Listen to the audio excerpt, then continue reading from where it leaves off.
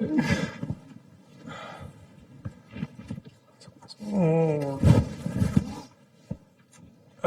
good morning, everyone. We're ready to roll.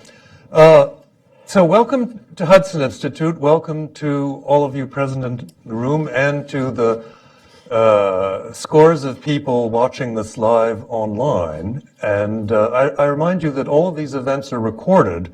So if you want to watch this again to make sure you didn't miss anything tomorrow or the day after or whenever, or refer people to it, we consider these to be documents, if you will.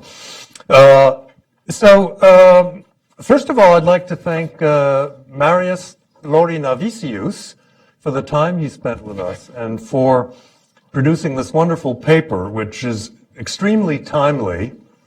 I should mention that Nate Sibley, who's the program manager of the Kleptocracy Initiative, and David Tell, who heads up public affairs here at Hudson, played a role in editing this paper and in working on it with Marius. So they need to be thanked. Otherwise, the Kleptocracy Initiative, which is the program I run here and who is sponsoring this event, I hope you'll take a look at our general activities. I don't want to spend a lot of time on that, but apart from the Hudson website, we also have a publication website that is at kleptocracyinitiative.org. And you'll find all of our publications, past events, latest wisdom on that. So I hope you take a look at that.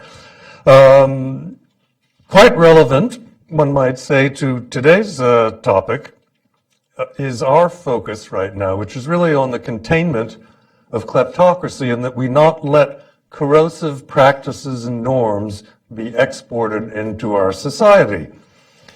Now, interestingly, there is a lot of activity on the Hill in this regard. And before I say a few words about Marius's paper, I'd like to talk very briefly about a bill that has just come out with bipartisan support, sponsored by Representative Swatsy out of Long Island, and it's called the Fight Russian Corruption Act.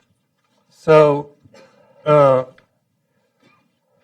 cynics on these sorts of matters I have less and less respect for, given the action on the Hill, and then these new sanctions that are being attached to the Iran sanction bill are kind of interesting. That just came out. We haven't had time to study that yet. But this bill I'm referring to, which is H.R. 2820, working title Fight Russian Corruption Act, in the preamble we find things that are really an introduction to our subject today, such as the Russian Federation uses corruption as a strategic tool to erode democratic governance from within and discredit the liberal democratic system, thereby strengthening Russia's sphere of influence. Russia's ultimate goal is to dissolve the transatlantic union by capitalizing on and exacerbating existing tensions within European countries. A little further, only through strengthening Western governance and institutions will the United States and its partners thwart Russian tactics of corruption and exploitation and prevent Russia's virus-like corruption from eroding democracy in the United States, etc. I encourage you all to take a look at this. Easy to find online now. And the proposal of the bill is to establish an Office of Anti-Corruption relating to illicit Russian financial activities in Europe. Interestingly, it targets Europe. It's not talking or addressing at all domestic concerns in this regard. So I thought that was kind of interesting to bring up in terms of what's really action happening now in the general subject area of Marius's paper, which we're going to discuss today. Of course, we're going to discuss the paper, and then the distinguished panelists will talk about not only the paper, but their own thoughts on this subject. So just a bit of a teaser on what's in the paper. First of all, the overall context in which Marius presents the material is that the Kremlin doesn't distinguish between war and peace. We do, they don't. And then rather than touching on Marius's language, he quotes some people we all know, of at least most of us. Edward Lucas points to the Western drive to make money and do business with Russia at the same time that we've turned a blind eye to the core problems posed by Russia, which have laid the foundations for the weaponization of kleptocracy, a concept this paper will explain. The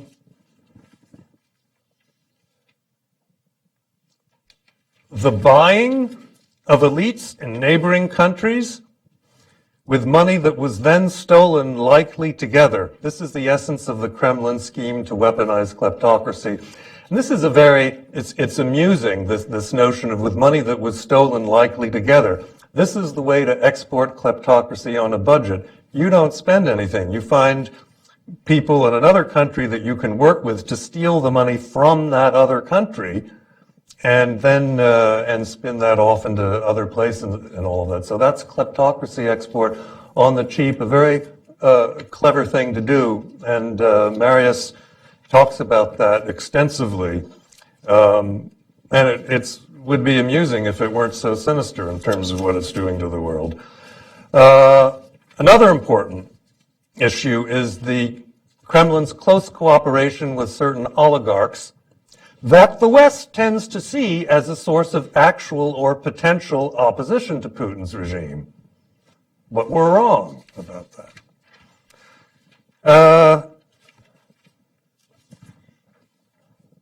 Another point, the Kremlin has been attempting to institutionalize kleptocracy in the West, much in the same way it is done inside Russia by infiltrating major institutions.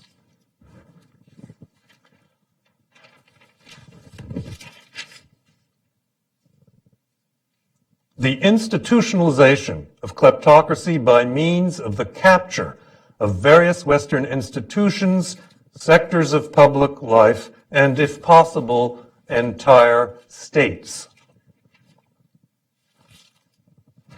And lastly, I invite you to conclusions where Marius says the findings of this paper suggest that Russia's hybrid warfare efforts in the West are not a wholly new phenomenon, but rather a continuation of the Kremlin's total war against the West. And one of the things the paper does is to give the history of that. So, those are some of the main points he makes and that will be elaborated on here. I'd like to identify the panelists here. Hannah Thoburn to my right, then we have Marius, then Michael Weiss, and Jeffrey Gedmin on the end. Their bios are on the back of this. They're all friends. We have a very friendly panel here, and I'm afraid we have very little diversity because we don't have any pro-kleptocrats. And all three of the panelists have written extensively about this topic. All three of the panelists know Marius quite well. So this is, from now on, a sort of friendly fireside chat, one might say. And we will bring all of you into the conversation, leaving a solid half hour at least for questions and answers and responses, and open the conversation to you all. So first of all, the panelists will say a few words about Marius's paper, perhaps, but also their own views on this subject. And then we'll let Marius respond a little bit, and then we'll go on to continue our conversation and bring you in a bit later. So why don't we start with Hannah? Sure. Thanks very much, Charles, and my congratulations to Marius for producing a really excellent paper. I should also say that it's been wonderful working with you over the past year or so, and I know you're going back to Lithuania quite shortly, so we'll be very sorry to see you go. But I'm very glad and honored to be on this panel to talk about what I think is a very important subject, and I think you lay out some extremely important points here. And the thing that really jumped out to me, and there's sort of two big things that jumped out, is number one, that this isn't new. The idea of the weaponization of kleptocracy, weaponization of business and of money. We're only talking about one small element of many things that a government can include in their toolbox of weapons against another state. But this isn't new. We're sort of treating this as though it's some sort of brand new idea that suddenly appeared on the scene. But the reality is that this has been going on for quite a long time. It's really a manifestation of a reasonably old tool, but just by newer means. And we're only now really waking up to the actual means and realizing that this is something that does occur. We're only now beginning to understand the means through which this is actually executed. And I think the other thing that really jumped out to me, and I think it's an important point, particularly for Westerners to understand, is that when it comes to countries where business is the state and the state is business, there is really no such thing as an ordinary business deal. Business is not simply business in the way that we think of it. It's inextricably intertwined with the operations of a kleptocratic state like Russia, like China. And there is no way really to separate a real business transaction from connecting yourselves to the activities of a foreign government. And I think this is where the third thing I want to say very quickly is that I think it's important to understand how all of this works so we in the West can understand and comprehend how this works and the manner that we need to go about adjusting our systems to make sure that countries that are attempting to export their kleptocratic systems can't use our systems, can't use the strength of our rule of law, can't use the strength of our court systems and use our businesses and our lawyers to launder their money, to export their corruption. We need to develop a kind of societal resilience against what to us may just seem like an ordinary business deal, but in reality has so much more behind it. And I think this is sort of the big lesson that I took away from it is we really need to do a lot of introspection on our own systems and look at the way that this affects Western countries and do what we can to try and build our resilience against these tactics coming from the outside. Jeff, do you want to? Charles, thank you. I'll echo what Hannah said. Marius, terrific paper, right? And if you haven't read it, I commend it to you. It's very rich in detail, very well documented with lots of very helpful insights and nuggets. So glad to have read it and glad to be here with you. I'd make three very brief points. The first is, Marius, in your paper, you allude early on to this never-ending debate in Western capitals in Washington, D.C., about whether Vladimir Putin is a strategist or whether he's a tactician. You know, it's a parlor game. How many dinners can we go to? No, he's not a strategist. He's just an opportunist. And then the wheel spins and the next person takes their turn. You frame the thing very nicely, and it's important to frame it. And you do that in the paper. I think that now that we have more than a decade and a half of evidence through word and deed from the Kremlin and Vladimir Putin, we do know without a doubt that he is a man with a vision. Remember, vision first, then strategy, then tactics. He is a man with a vision, and he has a vision of a Europe divided. He has a vision of an EU weakened. He has a vision of a NATO emasculated. He has a vision of democracy demoralized, and he has a vision of a Russia built up by cutting America down. I think there's abundant evidence for that after a decade and a half or so. So you can talk about how much strategy, how much tactics, how much opportunism, but he is an individual who has a vision, and your paper is framed in that context. I think that's important because that's why we care about this. It's not a think tank discussion with all these gadgets and all these modules. He is out to advance something that is inimical to American and Western interest and values. That's point one. Point two, he is a man with some sort of a strategy, and as Hannah pointed out, and is well documented in Marius's paper, it's not new. It's multifaceted. It's not one thing. It's a number of things, and it's age-old devices and techniques and elements, not only over the last 25 years, but borrowed often and updated from the Cold War. So it's not new. We have abundant historical evidence of the kinds of things that are pursued from the Kremlin, and it's multifaceted. And it's funny how we, in policy groups, government, and media, we kind of go like a pack a little bit, if I may say. It took us a while, but thanks to Michael, among others, Peter Pomerantz, who's not here today, we got onto the fact that propaganda and disinformation is a problem. And now we're kind of all there, okay? And it took us a while until it hit us between the eyes, but then we realized, good heavens, technology and cyber warfare, it's a problem. And we're kind of more or less all there now. But Marius's paper has unpacked and introduced something else, the weaponization of kleptocracy. We've known that he, Vladimir Putin, presides over a kleptocratic regime where corruption is kind of the stock and trade of life and living. But now, through the important work, actually, of you, Charles, and the Kleptocracy Initiative, and this paper that you've commissioned and Marius has written, we think more deliberatively about precisely how this is an instrument also of policy. You mentioned it, Charles, at the top, but I was also taken by that quote by Sergei Karaganov that you used in the paper, Marius.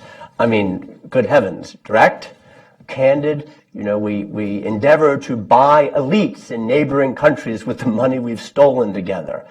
Well, if we can't take him at his word, then we deserve the wounds that we get.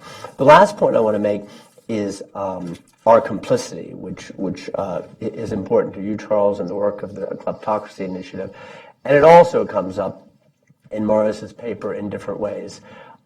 It is shocking, and I think we're at the beginning of a very long and difficult and painful policy discussion of our part in this, because they don't win without our help in a variety of ways, financially and institutionally and in other ways.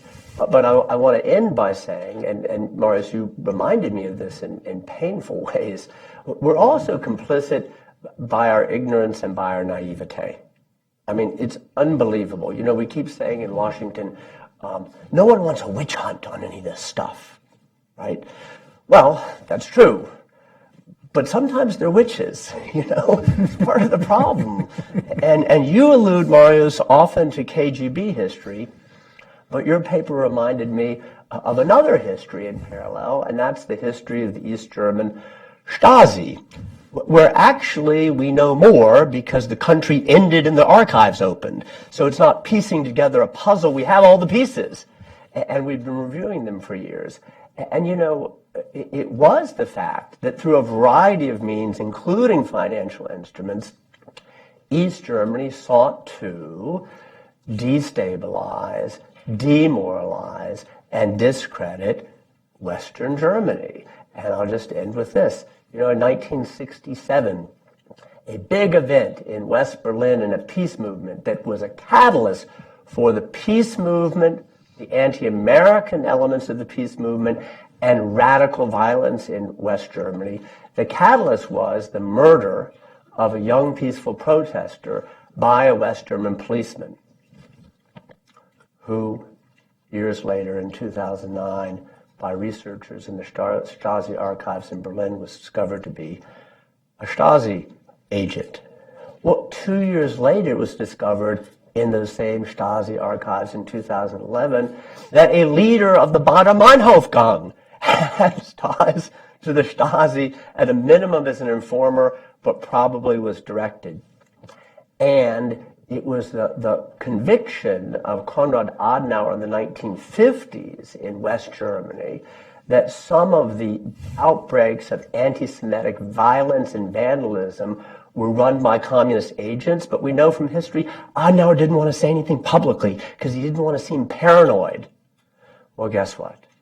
As we learned from the archives in the 50s, 60s, 70s, and right through the fall of the Berlin Wall, that's exactly what East German communist agents did to demoralize, discredit, and show West Germany as an unreliable ally. So, history is not new, it's multifaceted, and sometimes our ignorance and naivete makes us awfully complicit in a very dangerous way. I'll stop with that. Well, let me be then the last to say how much I enjoyed reading this paper and how significant I thought it was. And in reading it, it sort of allowed me to take a step back from the sort of granular work that I've been doing with respect to Russian kleptocracy and realize the reason that this is such an important topic, and I would argue actually the Rosetta Stone for understanding Putinism, is it's the one consistency throughout the regime. And I just, sitting here, wrote down several aspects of it that I think make it powerful and also allow any constituency in the world to be concerned with it, whatever your personal pet peeve is, whether it be human rights, the very notion of rampant state theft or virtual mafia state operations, or indeed reform and civil society within Russia. Number one, as we've seen in only the last week, this resonates very, very deeply on the Russian street in the form of protest movements. People turn out on the streets, not necessarily because they see Putin as an awful, murderous, torturous dictator, but because he is overseeing the party of crooks and thieves, and that rampant state theft fundamentally affects the Russian people.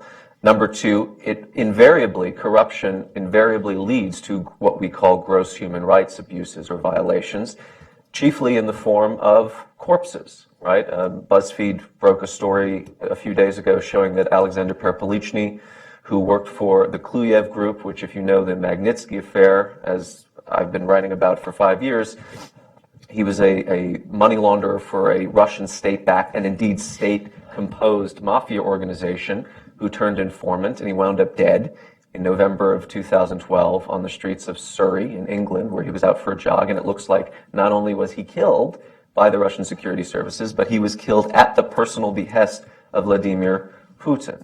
And this really gets to the heart of the issue. Why is kleptocracy so important to the Russian government? It's not about billionaire oligarchs, looking to expropriate or undermine the competition.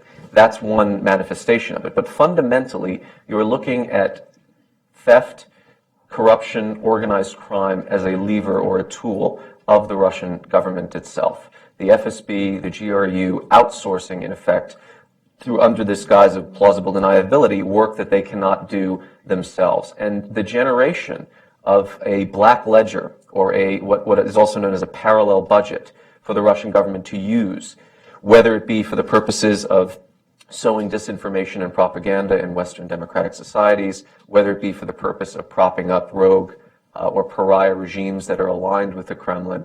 This is really, to me, the fundamental sort of sinister aspect of the Putin regime. And you're quite right in your paper to say that, look, there's nothing new under the sun here. This does go back to the KGB period. The difference now is, whereas it used to be wedded to one very specific and intelligible ideology of Marxism-Leninism, and the ultimate goal unto the very days of the collapse of the Soviet Union was the sort of worldwide revolution and the spread of proletarian dictatorship.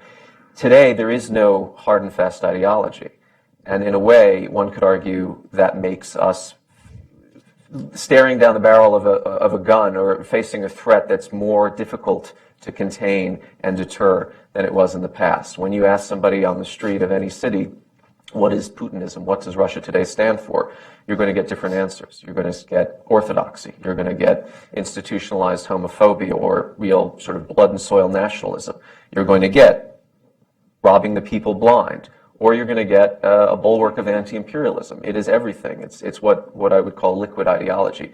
But when it comes to the money, this is the one area, just that hardcore, empiricism of following the paper trail and going after dollars and cents in bank accounts. That is where sort of this tricksiness and this postmodern conceit of, well, we're anything that people assume. You project your own version of reality onto what the Russian government is. It all comes to an end. And we've seen this in the most recent history of the Russian interference in the U.S. election. I mean, if you take reporting on this issue seriously, the Panama Papers essentially convinced Putin that this was an American-run conspiracy to expose not only his personal illicit wealth, but the personal illicit wealth of all of his friends and cronies, including Sergei Roldugin, one of his close friends, going back to his St. Petersburg days, and he had to do something about it, i.e. hack into the Democratic National Committee and the DCCC and essentially try to steer the election in a way that was deemed more favorable to Russia. So in a sense, look, and this is perhaps where I am a little bit cynical. I've written about human rights, I've written about civil society, I've written about the plight of the opposition within Russia itself. I've written about Ukraine, I've written about the war in Syria. But at the end of the day, corruption and kleptocracy is the one thing I find that actually really gets under the skin of the bad guys, right? Without the ability to launder their finances in the West, and this touches upon Jeff's point about complicity, without the ability to send their children to elite private schools in England, without the ability to go shopping at Harrods or on Madison Avenue, there's a sense of purposelessness. Why are we doing this? What do we stand for? Why do we even serve at the pleasure of this dictatorship? To take that away, I find is it's the best way to sort of hit back. So indeed, I mean, I think that this really is the nub of the issue. It is fundamentally about money, and the idea that corruption is not just a domestic issue, but that it's exported, and that it always bleeds its way in, so to speak, to the West and eventually affects us here at home. I mean, I'm working on a story right now that is tied to a major case of Russian corruption as it applies to the Syrian chemical weapons program, of all things. Just something I would never have thought of to look for in a million years, but there it is. And again, it comes back to this idea of the FSB and the GRU outsourcing their activities to rogue actors and dirty businessmen with offshore companies registered in very tax haven friendly jurisdictions. Well, thank you. Well, perhaps we should let Marius say something about it. Thank you, Charles. Thank you all for coming, and especially thank you for being interested in the problem, which I believe is very important and still underestimated here in the West. But taking this opportunity, I would like to express my deep gratitude to two institutions. First of all, for Baltic American Freedom Foundation. They are the sponsors of my scholarship, and without their support, this report would not have appeared. And the other is Hudson Institute.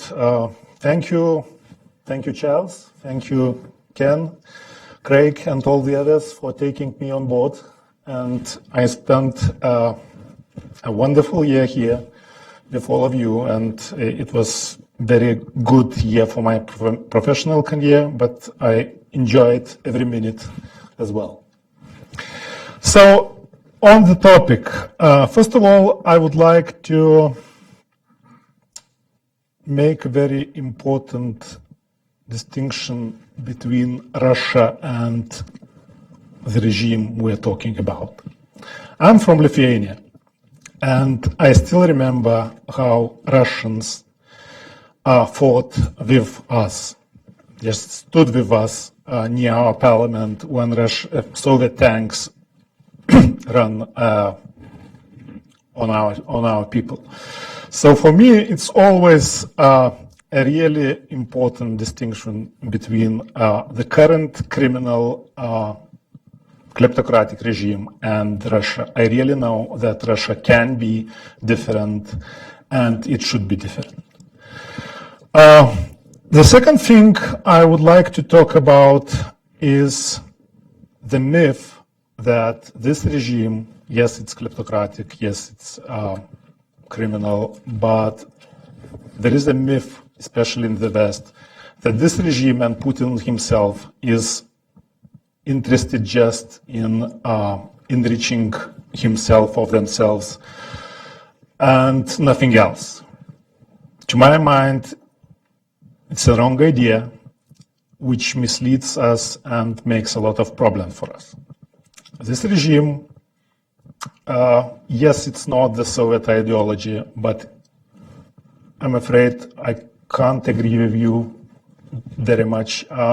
It has an ideology which is anti-Western, anti-liberal, and first of all, anti-American. This regime has the only one enemy, it's United States. When we think and talk about being on the front line in the Baltic states, Ukraine and other countries near Russia, I should say that you here are on the front line as well. And kleptocracy is one of the things you are on the front line. The next thing I would like to talk about is that this regime is at war with us. And when somebody is at war with us, we are, unfortunately, at war with them. I love this quotation from Trotsky that you can not be interested in war, but the war is interested in you. So it's the case about current regime. And when we are at war, and we should realize that, we should look back. And we should look back to the Cold War. I'm fully aware that the world has changed, and I don't think that we can have something similar to the Cold War, and I don't want to have one. But the thing is that we deny the existence of the similarities to the Cold War. We mislead ourselves as well. Because I've been working on KGB and all these things for 25, 26 years already. So I should say that from my experience, there is very little new. Only some technologies, some new tools, and that's it. The concept is absolutely the same. They do the same things they did during the Cold War, and even some people who know it for sure from Russia, they say that even the textbooks of nowadays FSB or FSB Academy are absolutely the same. Not the similar, but the same. Just the parts with Communist Party were omitted, and that's it. So that's why we should look at the Cold War, we should look at the history, we should learn from the history. And this paper, I believe, shows a small part of it, because there is a bigger part of it inside, and we really should take it into account. One more thing I would like to underline is the idea that there is no such thing as a former KGB or FSB agent. Don't take it from me, take it from Putin himself, who is always talking about that. But it's even better to take it from former KGB agent Shvets, who is quoted in the paper. And he's considered to be a reliable source. He was one of the witnesses during Litvinenko case in London. So he explains very well how it works. In Russia, that's the difference from our Western system, because when somebody retires from any intelligence agency here in the West, he just retires. But it's not the case in Russia. In Russia, he or she is enlisted in so-called reserve. And that means that he keeps all the relations with his organization. And he can be used at any time for the aims and purposes of the regime and this organization. When I'm talking about that, I have in mind some recent story about somebody offered back-channel communications to the bank here in US, the guy who is the leader of the bank here in US, with the FSB background. I'm not going to point any fingers at any individuals. I'm talking about the system. And this feature we should take in mind. He is from FSB.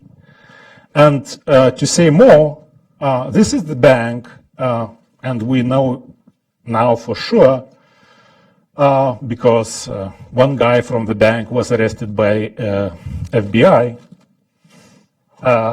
as a Russian spy. So why such a bank is offered as a back-channel communication for US government? We should ask these questions. And it's not about pointing fingers to any individuals.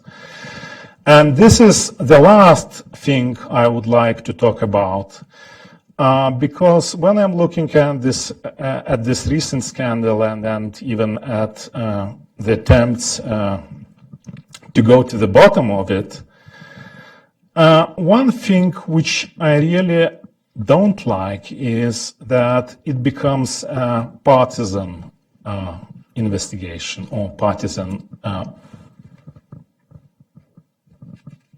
even partisan political issue.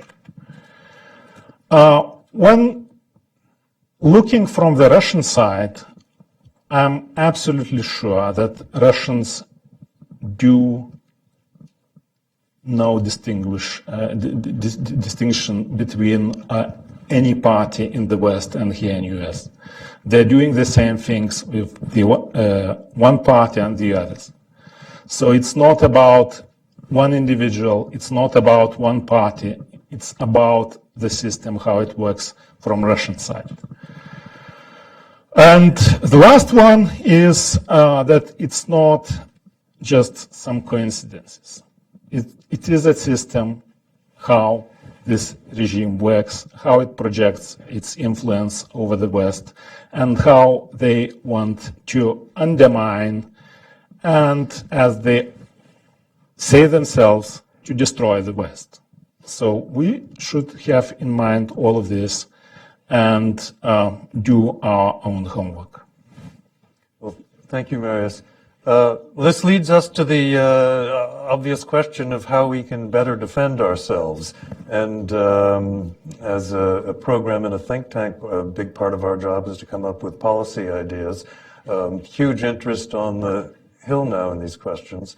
So can you help us out a little bit on that side? And I hope the panelists will comment on that question too. Well, to my mind, the first and the most important thing is to recognize, acknowledge the problem, which is happening. And the bill you just quoted at the beginning shows us that it's happening, and really happy about that. The second thing is, as I I've already said, is to do our own homework. Because the thing I've learned during all these 25 or 6 years researching this current regime is that they are not creating problems.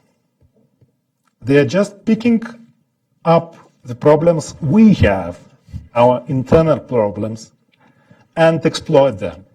So the main thing is to strengthen ourselves, to strengthen our democracy, to strengthen our institutions, and not to make a blind eye on the problems we have internally. And that will strengthen us and will make their job much harder. It starts with it just enforcing your own laws. I'm gratified to see the New York Southern District take seriously the Magnitsky case and go after a Cyprus-registered offshore company accused of laundering money, which then found its way into the Manhattan real estate market. I mean, this was a rather extensive, protracted, and dramatic trial that took place, or not even a trial, an investigation, a prosecution. And just as again, another case in point of how intimately concerned top officials in Moscow are with this stuff, the amount of money and effort that went into lobbying to get this case thrown out. Why? Because, and Russian state officials said it themselves, this would set a precedent for other jurisdictions to go after our businessmen and our sort of essentially state cutouts, people who were being seconded, whether they're oligarchs or real estate moguls or whatever, to do our dirty work abroad. So enforce the laws that you have on the books is one thing. I think, frankly, the problem is far greater and more menacing in Europe than it is in the United States, simply because, as far as I can tell, and based on my own experience, the European political classes continue to be ever fearful of doing something that will antagonize Russia. Things have begun to change recently because of the crisis, the war, I should say, in Ukraine, under Angela Merkel in Germany, but the problem nevertheless remains. Putin does see all of Europe, not just the so-called near abroad, but all of Europe as his backyard and his sort of plaything. Elites that can be bought, former state leaders who can be put on the Gazprom payroll, for instance. And I have seen an almost preternatural reluctance to take on this problem, which ultimately does, to be clear, it always comes back home. It always will change for the worse the domestic political situation in whatever country you're dealing with. That's why corruption is so important, even if you don't care about what's happening internally in Russia, because it will always be exported outward.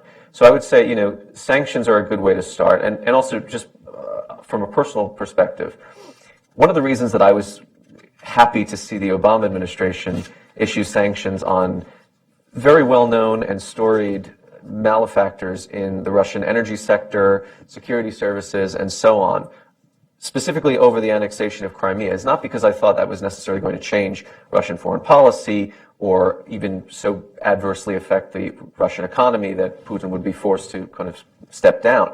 It's because as a journalist investigating these things, it makes my job easier. It reduces the chance that by putting out a publication trying to shine a light on this stuff, that I'm not going to be sued for libel, or I'm not going to be threatened to have all of my personal property and assets taken away, because the people I'm going after are far wealthier than I and have more resources at their disposal.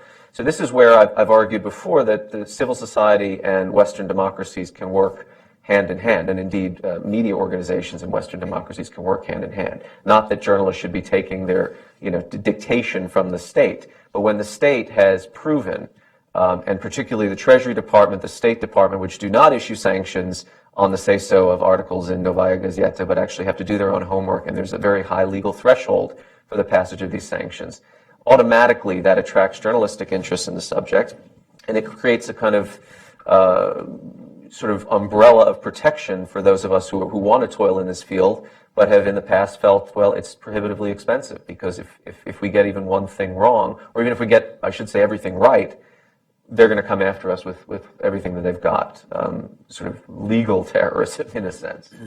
So. Yeah, and I'll add something to this. I mean, I do think, Marius, you're absolutely right on this. The first step to fixing a problem is acknowledging that you have a problem. And we're just about, I think, to that point. But, this question of the dirty money flowing into the United States, flowing into London, whatever European Western capital you can think of, I mean, it is a question, I think, that we need to realize affects the ordinary, everyday lives of ordinary people. We look at these jurisdictions like Cyprus or the Isle of Man and think, these tax havens are far off and far away. And we still don't really know as Americans that the state of Delaware, the state of Nevada, these are places that are very well-known tax shelters. It's extremely easy to register an anonymous company in places like this. And that's one of the things that we can do is to actually look at ourselves and see where do we have holes in our own system? How can we actually start to clean up our own act and start to push forward on this? And, there's been steps that have been taken to ask lawyers and real estate agents in some cities throughout the U.S., a kind of pilot program that will say you've got to do serious due diligence on any purchaser of property that is worth over $500,000, over $1 million, depending on the area, depending on what the average property price is. But even doing simple things like that, codifying it in law, that if someone's going to purchase a piece of property in New York City that costs over $2-3 million, and you've actually got to do due diligence on that and look at where is this money coming from. That's the kind of thing that can start to help keep that dirty money out of our own systems. And I think, also will help to keep housing prices down for ordinary Americans. Keep prices that are otherwise inflated by people trying to park and launder their money in U.S. or Canadian or British property. It helps ordinary citizens as well and keeps our communities our own without allowing these kinds of insidious forces into the country. So that's my one addition. Yeah. Well, I think one thing about Marius's paper is he's very explicit, and in his own remarks also insisted on the fact that the Russian regime is at war with us. And if we accept that as a framework, we're going to start to think very differently about all of these things. And we haven't accepted that yet as a society. For instance, we still think that, well, of course, everybody is entitled to legal representation in the United States. Everybody is entitled to hiring lobbyists and all sorts of things. If we're really at war, do we start to question such notions a little bit? I think we probably have to. And the way in which our financial sector is, I use that term loosely, is so embroiled in asset protection for kleptocratic enemies is something we really need to look at. When there is a war, and we saw this during the Cold War, World War II, we obviously take measures. We don't afford all foreigners the protections of U.S. law and access to our system that would occur under normal circumstances. So I think all of this legislation brewing on the Hill, there are going to be some, hopefully some interesting practical measures that are going to come out of this, but we're going to have to do a lot of blocking and parrying, and we're going to have to constrain ourselves, and it's not going to be free. I mean, if people think that defending freedom and democracy is going to be free and that we can just continue to pursue money at all costs, we will continue to be undermined, of course. Now, on this subject, before we open it up to the audience, Jeff, did anybody else want to comment on U.S. policy pushback against the threat we've been? Well, Charles, I'll say something about what has been said by Marius in the introduction by you. I think, in a sense, I mean, first of all, you said we're all friends here. I'm on your side. But this is really a tall order. We're at war with Russia. It's really a tall order. I agree, and it's a tall order. Why? Number one, conceptually and the political reality of Western capitals and Washington, D.C., people say, and there's truth to it, Russia is not a rising power, okay? And Russia has myriad problems at home, and Vladimir Putin, Charles Davidson, is not 10 feet tall, they say. Now, of course, part of the answer to that is he's not 10 feet tall. The trouble is he's like that undersized, scrappy point guard in basketball that knows how to pivot and penetrate defenses. And those formal defenses, he rips them to shreds. But that guy doesn't make the highlights, because the guy who's 7'3", who dunks, easily, he makes the highlights. So the first thing is, in context, we have to find more effective ways to be persuasive that this is a kind of war because he has a vision, because he wants to undermine us and the West. And I think that's a tough sell, but I think it has to be sold. Related to that, I used to run a media company, RFERL. I've also produced, this sounds trite, but I'm going to tell you, I've also produced, during my professional life, 2 television documentaries for someone said society, for our public at large. You want to talk about a threat? ISIS is a threat. Beheadings, or a truck going through a Christmas market in Berlin, or a bombing in the Brussels airport, that's a threat. It's compelling. It makes, it makes good pictures. Anyone want to respond to an advertisement that says, tonight at 9, the Russian threat against the European Union? You want to watch that? North Korea, ISIS are simply, by popular and social and political imagination, they are real and they're serious and they have to be dealt with and they're lethal. But in popular imagination and politics, they're more compelling. The last thing I would say, Charles, to that is, once we, and this paper helps us, once we have our heads around the description of the problem, once we understand the magnitude of the problem, we're going to need a strategy that is also, like the Russians, multifaceted, and is also, like Vladimir Putin, sequenced, because we're going to need medium and short and longer-term elements. Marius said, rightfully so, that he is strong because we're weak. I mean, we're at a moment where democratic capitalism here and across the West is not on the top of its game right now. We have to find ways in our own public information warfare, if you want to call it that, but also in our foreign policy, where we reestablish a vision of our own, objectives of our own, and ways to put him back on his heels. Right now, as Michael said, in Europe, but in Washington too, we're not there. We're not there right now. Although, just a follow-up point, too, actually, I would agree with you 6 months ago that tonight at 9, the Russian threat against X was not compelling or attractive television. But as somebody who works for a news network that essentially every day puts out stories like that, right now, and thanks to Putin's decision to undertake this ambitious and frankly startlingly successful operation against American democracy, all of a sudden he is on par with ISIS in terms of news value. And the Russian threat, whether it's hacking voting booths here or interfering in aspiring NATO countries in the Balkans or buying off European politicians. I mean, spy mania from the Cold War is back, and it's back with a bullet. I can just tell you, as somebody who is assigned stories, that there's a very big appetite for this.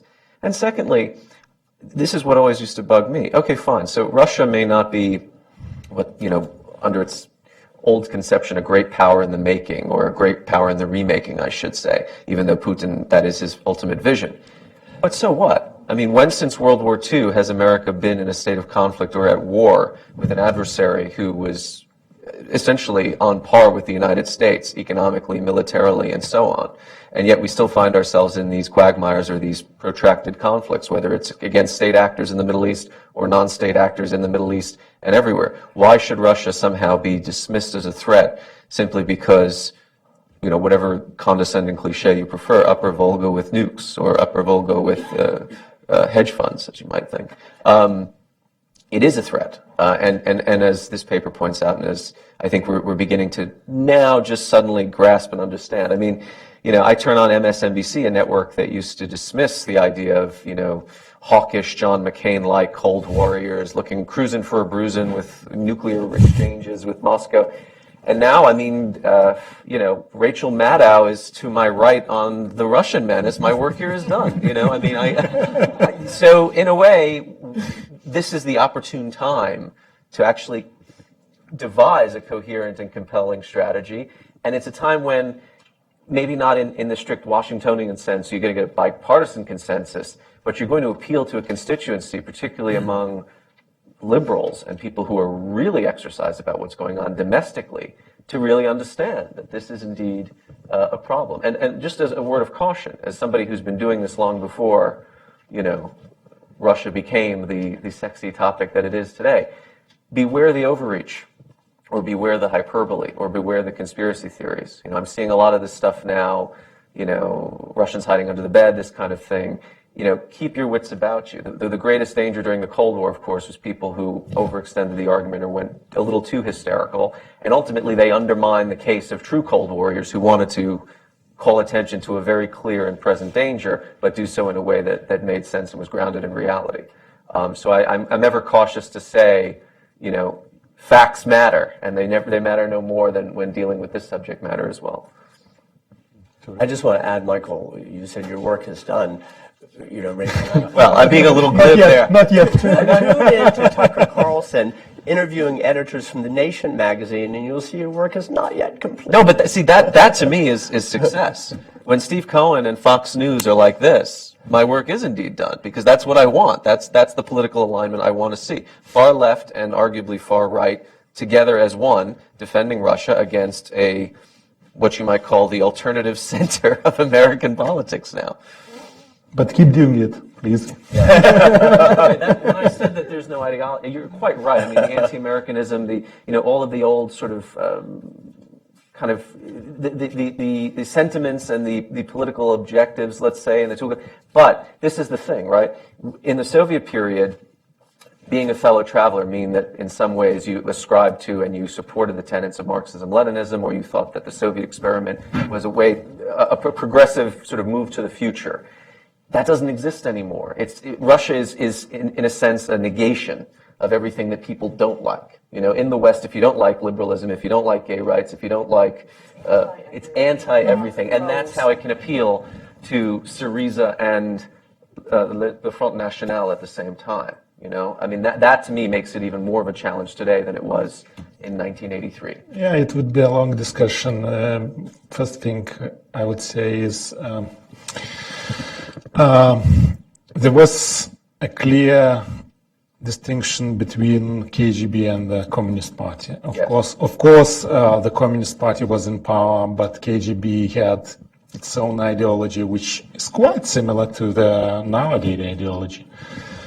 The other thing is they are not only it's not only anti-ideology. They are trying to build, it's an ideology in building, but they are trying to build a new ideology of true conservatism, which is against immigrants, against gay rights and all. It's a kind of true. They call it true conservatism, which echoes quite a number of people, at least in Europe, which are dissatisfied with this liberal democracy. And it's I would say it's ideology in building. Marius, so I agree with you on this, but my question really is, how much does the regime that is building that ideology actually believe in it? Yeah. To me, it seems very cynical and a kind of tool for that vision that Jeff was talking about, for the destruction or the weakening of the transatlantic alliance, the EU, NATO, the US. To me, it seems much more like a kind of cynical tool to be used towards that aim rather than something that's actually believed in the way that Marxism-Leninism, at least early on, was a real belief? For instance, Yes and no. Yes and no. to put it as sort of pungently as I can, how comes it that Vladimir Putin can be defended both by Oliver Stone and David Duke at the same time, if he's building this sort of neo-reactionary ideology? I mean, you could argue, well, the people on the left are just idiots and they don't know what he's building. In some cases, that may be true, but I don't think it is. I think I am opposed to X, Y, and Z, and therefore I must be supported. Yes, yeah, sure. As I said, yes and no. This regime is very opportunistic, so it takes every opportunity it can to undermine the West. But when I look a bit deeper into the ideology most of the people from KGB background believes, I see this kind of reactionary, true conservative ideology in building, and it reflects their own beliefs, I would say so. Of course, the other thing is that regime itself is not monolithic, and there are very many different approaches inside the regime. Very often we call liberals and these hardliners. It's much more than that, but even taking this concept of liberals and hardliners, and we can find people with KGB background among the liberals. So it's very complex problem, and it would be a very long discussion to find out. Yeah. Does the answer to that matter in terms of what we need to do or not do to counter the Russian threat? Well, to my mind, the one of the most important things we need to do is to try to understand the origin of this regime, and only when we clearly understand the origin of this regime, we can think about any strategy. Great. Well, let's invite our audience into the discussion. Do we have microphones at the ready? I see microphones. Do we have questions? In the front row, sir. Ask them to introduce themselves. Oh, yes, and as usual, please introduce yourself and your affiliation. Thank you, Charles. My name is Matthew Murray, and I was an official with the Obama administration at the Department of Commerce and responsible for, among other things, engaging in trade and commercial policy towards Russia and the region, and worked on the timing and the scope of the sanctions towards Russia post-Crimea. In addition, just by way of context, I also started an anti-corruption NGO in Russia in the year 2000 at a time when Putin was coming to power, and we worked alongside Transparency International, alongside Alexei Navalny, alongside others to sort of promote corruption, anti-corruption from within the country. This leads to my question, which is, and the top line of the question is, are we in danger of over-reliance on sanctions at this stage in our policy towards Russia, in the sense that can we answer the question, are sanctions helping Putin in a way that is convincing? Are they hurting or helping Putin at this point? That's a question that I think we have to ask ourselves before we impose more sanctions. Because at one level, it's clear that sanctions do divide us as much as they unite us in terms of the U.S. and EU relations. And at another level, it's also clear that sanctions divide the United States from one of its natural constituencies and potential leverage points, which is Russian domestic political opinion and building a middle class in Russia. And who would like to take? So this is a question I want to put out there because it's we are, to the point where to to the question of do we have leadership? Is the United States equipped with a new economic policy that supports democratic capitalism in this part of the world or not? And if not, then by over-relying on sanctions, are we hurting our case for democratic capitalism? Well, just on the point of sanctions, I mean, again, selfishly, I like them because the government helps me do my work better. Do I think they're having a major deleterious impact on? No. And what I've seen is, and Putin has been very adept at exploiting this. Essentially, they've given a sort of certificate of correct thinking to those actors in Russia who are now seen as loyalists to the regime. Being sanctioned has saved some people from being sacked or deferred their termination by a year simply because it made them look like part of the inner circle. And also, they cannot afford, because if they fall out with Putin, they stand to lose much more than falling out with the EU or the United States at this point. But I would say this, in terms of trying to reach the Russian domestic political sphere, I think you go down a rabbit hole when you try to do this. And the regime is very, very adroit. And in fact, I would argue we don't have to do it. What we're seeing now is a generational opposition movement driven by the fact that if you were born when Putin first came to power, you're now 17 years old, you have access to the internet, you understand the nature of the regime, how it's kleptocratic, it's human rights abusing, it's interested in foreign adventurism, and it's sclerotic. And eventually I think that's a problem that will take care of itself. Where the United States, and I think that, again, coming back to the core issue here about going after the money, follow the money, where the U.S. can stand to show solidarity with the people on the streets or young kids who believe in a better and more liberal future for Russia, is by essentially going after illicit assets that are obtained either domestically or abroad and then particularly spent in the United States and spent in foreign jurisdictions. That is well within our right. Nobody can argue, I mean, Putin will try, that this is a violation of Russia's sovereign, national rights and privileges. Nonsense. Money laundering is a crime. We have something here called the Foreign Corrupt Practices Act. Navalny, I remember years ago, before he ran for mayor and before he became even the leader of the political opposition, somebody once asked him at a forum in London, as a Western businessman, I want to know, is it possible to do business in Russia without paying bribes or without being corrupt? And Navalny's response is yes, but it's very, very, very, very expensive. So to cater to your demographic, let's say American commerce, that's the argument. You are liable to commit a crime if you go to Russia and you play by their rules as currently defined by the regime, and also you're being deprived of this enormous marketplace because frankly they don't want you there.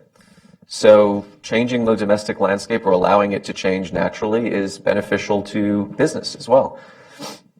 I mean, I think it's an interesting question. Are we in danger of over-reliance on sanctions? And maybe it's not an expected answer, but I would say yes, actually. We are a little bit over-reliant on the idea of sanctions because I think they make us feel better about ourselves.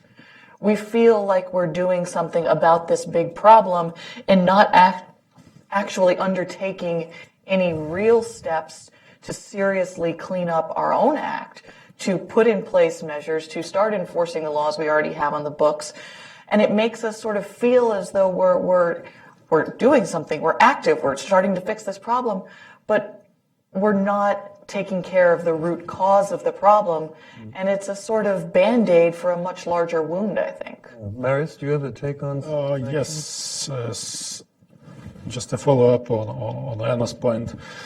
First of all, I would say I believe sanctions work, not as well as it could be, but it works. But the point which to me is much more important is that it's not about Russia, it's about us. Sanctions is about not compromising our own values. Because if we don't do anything, that would mean that we think that, I would say cooperation with criminals is a normal thing, quite a new normal. And it's really about us. As you said, one part of it is that we try to satisfy ourselves, but the other part of it is that it's in this way we're not compromising our values, and that's very important. Just going back to the thing I pointed out earlier, that it's about us, not about Russia. Well, one thing that naively occurs to me about the sanctions is if our sanctions were helping the Putin regime, presumably they'd want more of them. And there doesn't seem to be a lot coming out of K Street for imploring more sanctions. So let's other questions. All right, we'll take this one in the front row, and then we'll get back to an eager man towards the back of the room. Okay, Viktor Andrusev. I'm from Ukraine, Ukrainian Institute for the Future. We have published research on actually the damage to Russian economics and the stability range of Russian economics. And actually, the sanction does not hurt them very much. Only two things really can make damage. It's prices on oil and the access to the Western capital. And the problem we see that in 2016, they actually increase the access to the Western capital and the prices also increase. But on the other indicators, they are even much better than US economy. They reduced the state debt very much because they paid out a lot of money. So if we talk on what can be done to stop Russia, and we know that only two things this are influential. What can be done here to like promote some oil embargo or close all access to Western capital to stop them or to scare them at least? Are we taking questions back? No, we'll take this one first. Anybody want to comment on that? No? Sure. Well, first of all, if you put this question like this, first of all, we should admit that we are at war. If we will admit that, maybe something will change. But we are still at the process, and I don't think that anybody here in DC and even in Europe would think in such terms like, well, blocking oil or. To me, it's unimaginable, and that's the problem. We still don't acknowledge the scope of the problem. When they try to undermine American democracy, to interfere into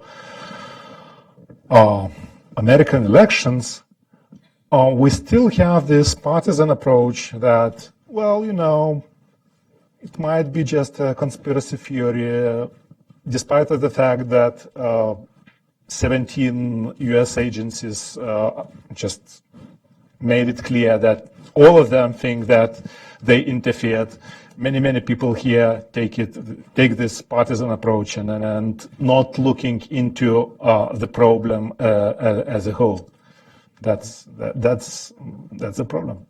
Yeah, on sanctions, I'll just add, I mean, you're in general quite right that what made the U.S. sanctions so effective was not the sanctions themselves, but it was the oil price plummeting sort of quite suddenly in July of 2014, and the kind of combination of the lowered oil prices plus sanctions really did hurt the Russian economy. But I think Charles actually has quite an interesting point. You don't see the Kremlin clamoring for more sanctions, but you do see them clamoring for them to get taken off. But I think it's more, you do see that where it hurts them is in having problems when their wife wants to go shopping in Harrods in London, when they want to send their kid to a university in Europe. That's actually the kind of stuff that hurts more And should there ever be another tranche of sanctions put on Russia for what it's doing in Ukraine or for some other action, I think it'll be very interesting to see if we move in a direction of, say, an oil embargo, or people have talked about trying to remove Russia from the SWIFT banking system as a sort of nuclear option. But another option is to put the names of family members on sanctions lists. Make sure that their kids can't go and enjoy the advantages of Western education while their father robs the country blind and makes education more difficult for their peers. They want the lifestyle here, but without the democracy and freedom. And actually, when I can't resist layering onto Hannah's comment here the following very short anecdote, because when we started the Kleptocracy Initiative a little over 3 years ago, Mikhail Saakashvili spoke at a Hudson fundraiser in New York City, and with a very, very wealthy crowd there. And he made the point about the wife and mistress shopping here, and as he did very seriously, this is a real leverage point. And we don't get that, but it's a reality, actually, and something we need to incorporate into our thinking, certainly. We have another question towards the back there, the young man in the second back row. Elias Zaslavsky, Free Russia Foundation. Congratulations on this timely and excellent report. One quick comment and a question related to that comment. So the panelists mentioned propaganda, cyberfare as new techniques and what's new. I think if I had to single out two biggest new factors at the disposal of Putin compared to Soviet times, it's really the amount of hard currency, petrodollars, that he got, which neither, I don't know, Stalin, Andropov, Brezhnev could even dream of. To my rough estimate, it's about $500 billion to $1 trillion that they actually stole from Russian experts of natural minerals. And secondly, it's the ability to use businessmen and business and private sector in the West and supposedly in Russia, where private sector doesn't really exist now. There is no distinction between public and private sector. But this ability to use businesses on unprecedented scale, that's, I think, the amount of cash and the pretense of businesses. That's, I think, the biggest new factor. And so my question relates to that. In the West, when answering the question, what can we do about this? Isn't the main problem that we have so many vested interests to deal with those businessmen, to deal with that cash, unprecedented cash? And the question really is that this is why the sanctions are so superficial. This is why our response is only symbolic, because any real response would incur costs, political costs, economic costs in the West to actually do something. And it might actually, what Charles mentioned, to do containment, he mentioned containment. To do containment, you have to close things, you have to maybe even block some freedoms. I don't know, reduce amount of cooperation, prohibit some partnerships, increase due diligence, increase audits, even, I don't know. So it's a whole area of political, economic, and social costs that might, and if that is the case, which I believe is the case, then maybe the whole issue is that unless this whole deteriorating situation creates even more problems and costs, the Western elites will not wake up until, I don't know, it's like really, really bad situation. I don't know, on the verge of war or something. We have a saying in Russian, the peasant will cross himself only when the lightning strikes. So maybe we are waiting for the lightning. Thank you. Do we have any reactions? Or? Yeah. Well, coming back to the point I made earlier about enforce your own laws, I don't know if you saw, I think it was Channel 4 in the UK did this tremendous thing where a guy who used to work for the Russian government or pretended to work for, I think it was the health ministry, went around to various estate agencies looking to buy, and he was on camera being filmed, talking to the estate agent and saying, look, I'm a Russian public employee, but, I wet my beak, I steal money, and I need to buy a nice apartment for my mistress. Here's my mistress. And it was some very voluptuous, buxom blonde on his shoulder. And the estate agent's like, yeah, no problem. We deal with your kind of clientele all the time. And these people should go to jail. They should lose their job at the very least. They should go to jail because they are complicit in a crime. And again, we have the Foreign Corrupt Practices Act, which is a brilliant piece of legislation that says if you're an American citizen or an American company doing business abroad, you cannot pay bribes, even if it doesn't directly affect the American domestic market. Excellent. Other countries should pass similar legislation. But again, when you have these exposés and you know what's being done and who's doing it, and then you do nothing, either because you consider it detrimental to bilateral relations or a threat to national security because you're afraid how Russia's going to retaliate. Well, journalists provided the Panama Papers. Putin retaliated. Does that mean that we shouldn't have reported on the Panama Papers? I'm sure I could find a bunch of people in this city to say, absolutely, we should keep our mouths shut because we don't want to rock the boat. Well, bullshit, I say. Let the truth will out. But enforce your laws. It's not, we don't, we're always looking for this kind of magic bullet. What kind of, creative scenario can we come up with? We actually have it. It's just we don't implement it. But I should say it's not only about enforcing the laws. I should say it's about the public opinion and the reaction of the society. You mentioned German guy, Gerrit earlier, who is on Nord Stream. But how many Americans we would find on the boards of companies like Lukoil? Do you know that former Undersecretary of State is on the board of Lukoil and all the other companies? Yeah. So it's new normal. And the main difference between the Cold War and nowadays situation is that they, are in our backyard.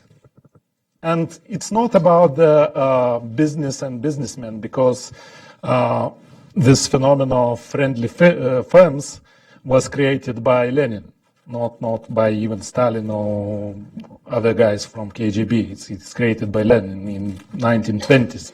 So they had all these businessmen in the West and some kind of cooperation, but the attitude of the society, of the government, was absolutely different. Now, for us, it's normal to have people with very high-profile biographies on the boards of companies like Lukoil and all the others. That's the problem. One, I guess, last question in the front row, please. Thank you. Thank you very much. My name is Taras Berezovets, and I'm from Ukraine. I was originally born and grew up in Crimea, and actually saw all events of annexation of Crimea because on the beginning of this operation by Russia's Little Green Man, I was there. And effectively, I reflected all these events in my book, Annexation Island of Crimea. And what I would like to say about kleptocracy of Putin's, I think to some extent, KGB officers in all time, they used to have principles, some principles and some ethics at some point. But nowadays, we can see that money replaced ideology in the minds of KGB officers, people like Vladimir Putin, people like Kovalchuk, or Arkady Rotenberg. But I think that kleptocracy and corruption is something we need to enhance in terms of people just around Putin. Because, for instance, the building of so-called Kerch Bridge, which Russia is nowadays doing, this is the most expensive project which actually you can imagine. I'm originally from Kerch, and from the shortest distance between Crimean Peninsula to Russian territory is only 4.5 kilometers. They have chosen the longest way, which is 19 kilometers. And the whole project now costs $10 billion US. Meanwhile, initially, it was only about 2 million. And I think by 2019, the price of this bridge would be even much more higher. And we can easily understand that majority of this money would influx to Arkady Rottenberg, who is building this bridge.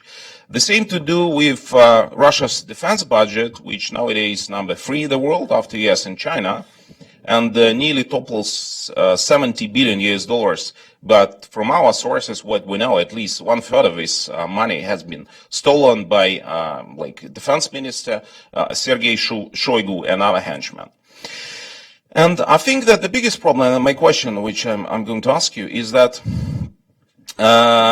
what we see from countries like Baltic states, like Lithuania, Latvia, Estonia, not even to mention Belarus or Kazakhstan, I think that the influence of Russian dirty money, Russian corruption, and Russian hybrid warfare against these countries seems to be very much underestimated by elites of these countries. Because, for instance, when I was in Estonia just a few months ago, and asked them about the situation in Estonian cities Tartu and Kohtla-Järve. It's 2 cities with more than 90% of Russian-speaking populations in both of them.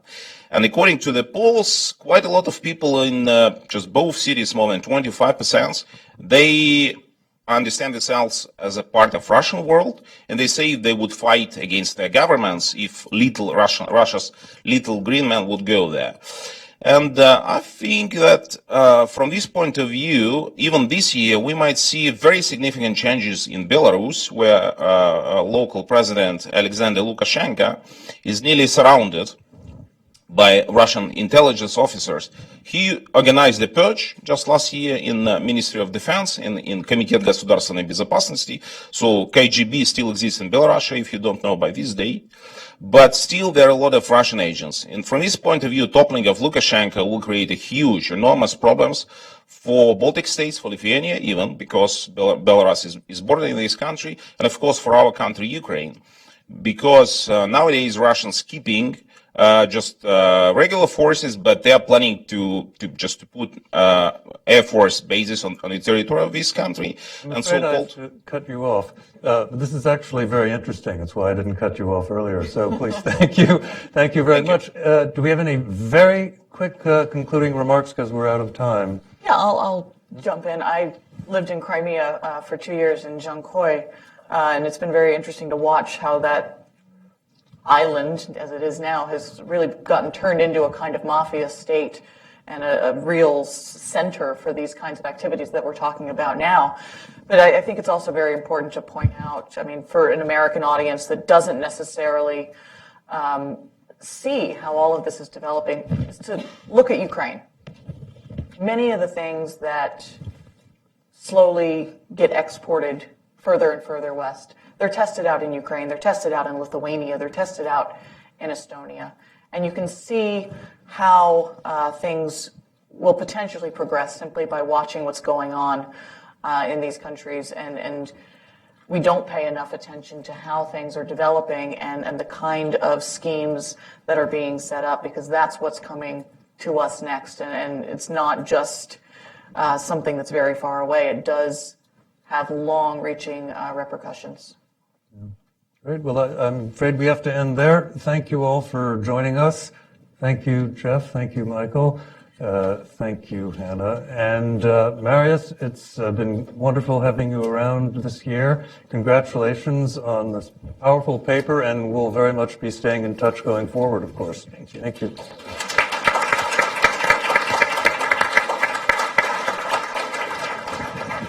you.